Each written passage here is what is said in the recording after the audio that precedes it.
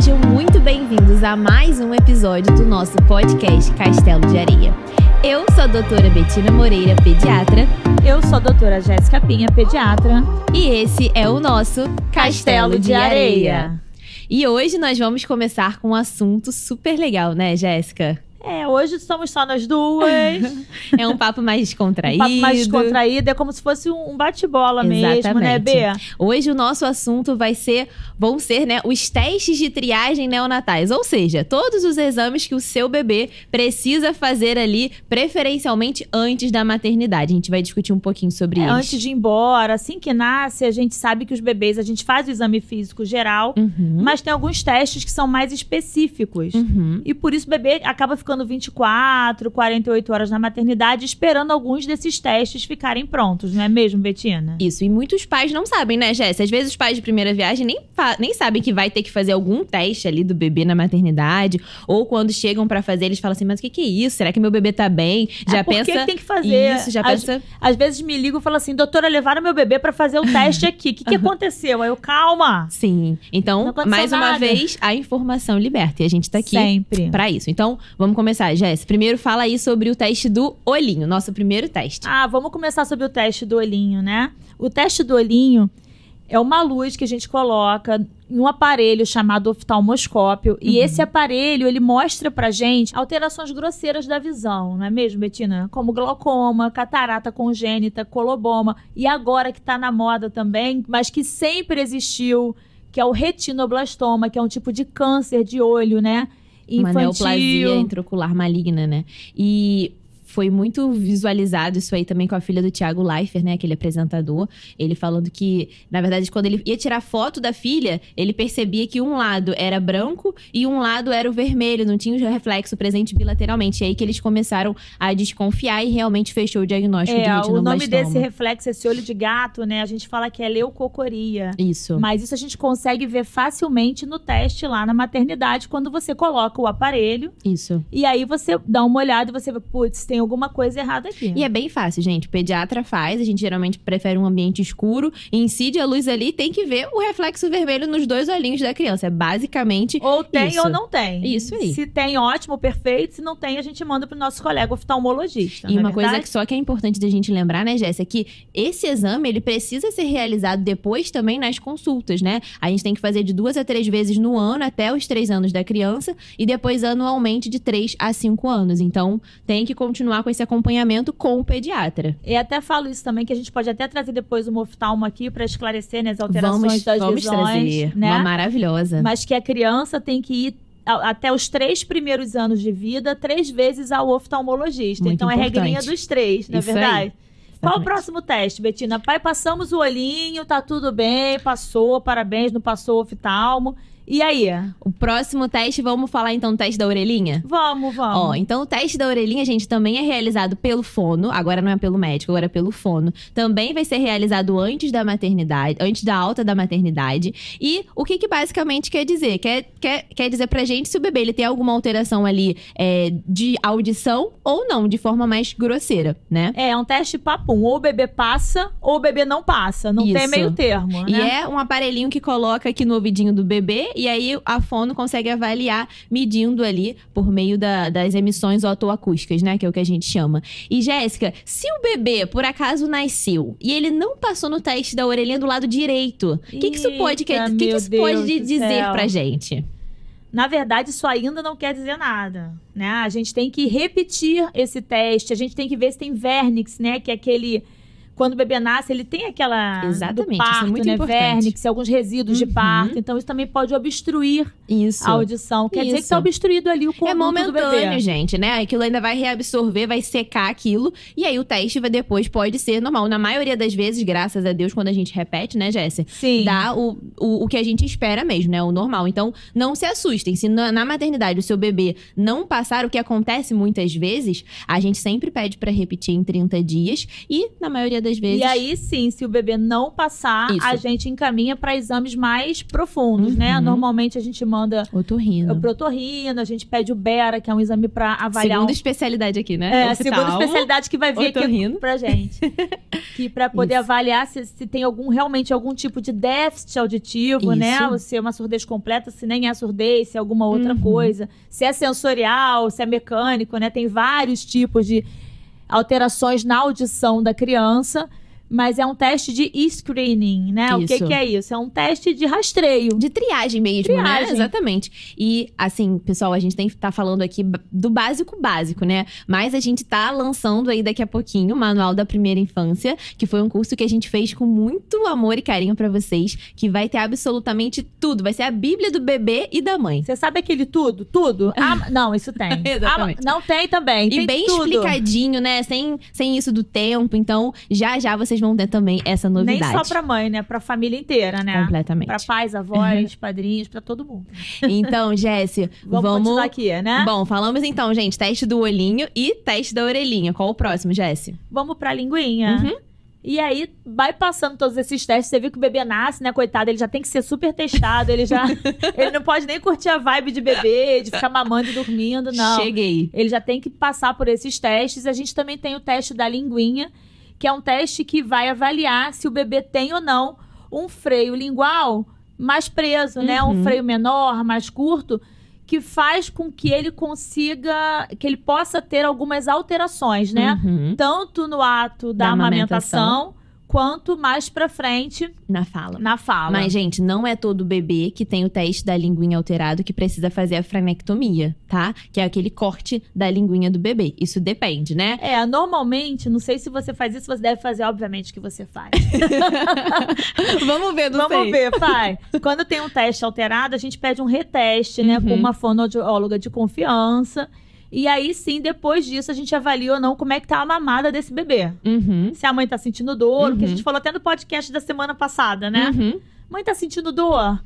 Tá que acho que é o principal, né? Em relação ao frênulo alterado. Ver como é que tá a amamentação daquele bebê, se tá ganhando peso na consulta. Exatamente. E aí, sim, se tiver alterado o teste da linguinha, a mãe estiver sentindo dor na amamentação, o bebê não tá ganhando peso, aí a gente tem que pensar em fazer a frenectomia. Mas isso, assim, gente, tenha um pediatra pra chamar de seu novamente, né? Tem que pesar a criança, tem que avaliar, tem que ver a movimentação. É muito individual. E o teste da linguinha, ele pode dar várias pontuações, né? Então, depende muito do pediatra também avaliar ali em conjunto com a família. Bom, mas enfim, é o terceiro teste. Teste da orelhinha, teste da linguinha e teste do olhinho. Bora pro quarto. Quarto teste é o do... Bora. Coração que bate, que teste importante, socorro. Esse é um teste de rastreio, de screening, que a gente fala, uma palavra chique, né? Pra falar que a gente tem que investigar doenças com potencial maior de gravidade. Doenças do coração, do coração, né? mesmo, né? Alterações, malformações cardiológicas. E a gente espera sempre 24 horas de vida do bebê, porque é quando o bebezinho ele vai ter o fechamento ali de um componente do coração chamado canal arterial. Demora de 15 a 18 horas para ter esse fechamento. Então, se fechar e o bebê tiver realmente alguma cardiopatia, que a gente chama alguma alteração, a gente detecta nesse teste do coraçãozinho. Então, também não adianta fazer esse teste logo que o bebê nasce, porque o canal arterial ainda tá ali. Então, ele vai boicotar a gente. Por isso que tem que esperar 24 horas e só pode ir de alta depois que o pediatra checar realmente o teste do coração. E aí a gente mede a saturação, né, no membro superior e depois no membro inferior e vê se tem alguma alteração grosseira. Se tem muita diferença de saturação entre a parte superior e a parte inferior do corpinho da criança, né? A gente tem valores específicos, mas que vocês não precisam saber disso de jeito nenhum. O pediatra que tem que saber, a gente avalia. E se for necessário, se tiver alterado, a gente vai repetir, né, em 1 hora. E depois, se tiver realmente alterado, o bebê ele tem que ser submetido a fazer um ecocardiograma e não pode ir de alta. Ainda vai se manter ali dentro do hospital. A gente pede para um cardiologista avaliar, isso que eu ia falar, né? Aí vem o especialista. Mais um especialista que tá ajudando a gente, né, na construção da saúde da criança. Mas assim, gente, teste do coraçãozinho também é muito importante. Realmente é crucial. Crucial, é isso aí. E são testes simples, né, Betina? Total, não dói, não é invasivo, a criança tá ali, né? A gente tá na maternidade mesmo, tem que ficar em observação, a gente acaba aproveitando pra rastrear tudo que é possível. Não é E, verdade? assim, a gente vai falar sobre o nosso último teste de triagem, mas antes eu acho que é importante uma coisa que a gente sempre conversa, né, Jéssica? O bebê, ele não pode ir de alta, gente, da maternidade, antes de ter feito também o mecônio. Isso é importantíssimo. Outro dia eu vi o relato de um paciente falando que ele saiu da maternidade sem ter evacuado o mecônio e voltou às pressas 2 dias depois porque tinha ali realmente obstrução do ânus e Nossa, deixaram cara. passar, né? Isso não foi percebido. Então, isso não é um teste de triagem, mas assim, é uma coisa também muito importante. E aí a gente vem pelo primeiro teste de triagem, que é o exame do pediatra. Total, Isso gostei. Não gostou?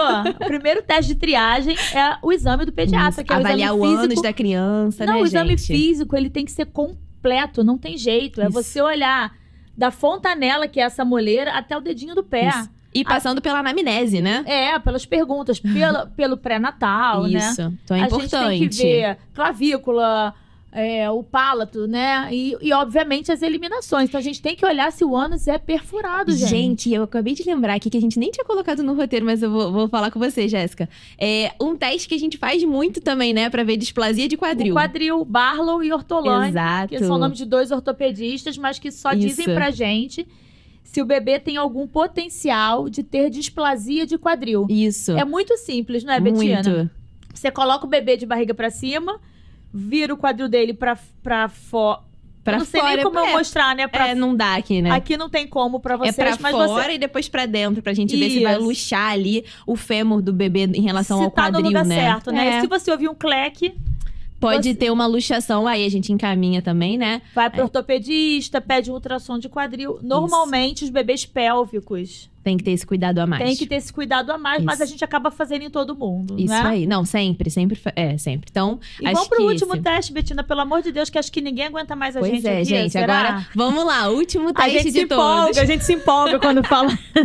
Último teste que todo mundo conhece, porque é um teste maravilhoso, né, Jéssica? Todo mundo conhece, não tem ninguém que não saiba pelo menos o que é. O que é? Que nem tem ouvido falar. É. Esses outros até tudo bem, né? Vocês não terem escutado falar. Agora, esse aqui é o teste do pezinho. Quem nunca ouviu falar do teste do pezinho? Ou as mães falam, nossa, doutora, foi horrível, chorei junto com ele, foi coletar o sanguezinho dele do pezinho. Furaram o pezinho do meu bebê, né? Sim, geralmente é um momento marcante também para as mães. E teste do pezinho é outro, né, Jéssica? É, nossa, surreal de importante.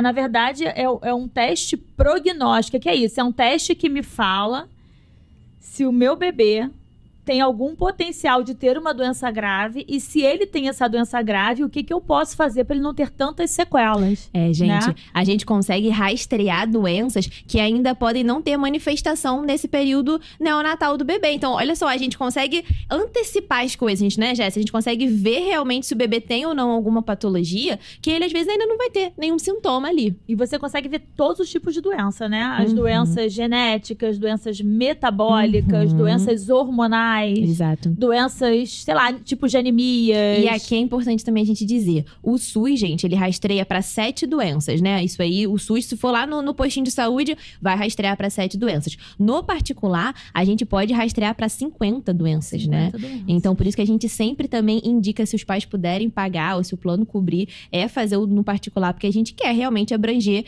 o maior número possível de doenças. Com certeza.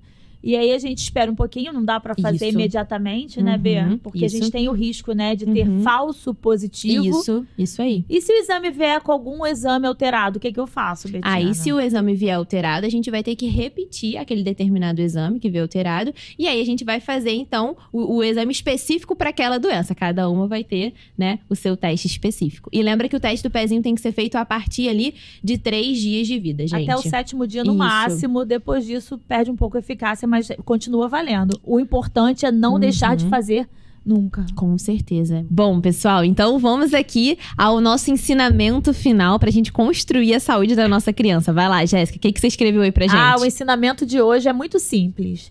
Teste de triagem em dia. Mantenha os testes em dia. Não deixe seu filho sair da maternidade sem ter realizado os testes de screening, os testes que fazem com que a gente descubra precocemente as doenças e possa tratá-las com mais facilidade. Perfeito, Colocar gente. aqui, ó, no nosso Cobrem castelinho. isso. E agora que vocês já sabem sobre todos eles, vocês já vão saber muito melhor ali na maternidade cobrar sobre isso. Bom, vamos então chegar ao fim, né, Jéssica? Vamos nos despedir aqui. Só deixando o nosso arroba. O meu é o arroba doutora Betina Moreira Costa. Arroba doutora Jéssica Pinha. O arroba espaço vida 3 _.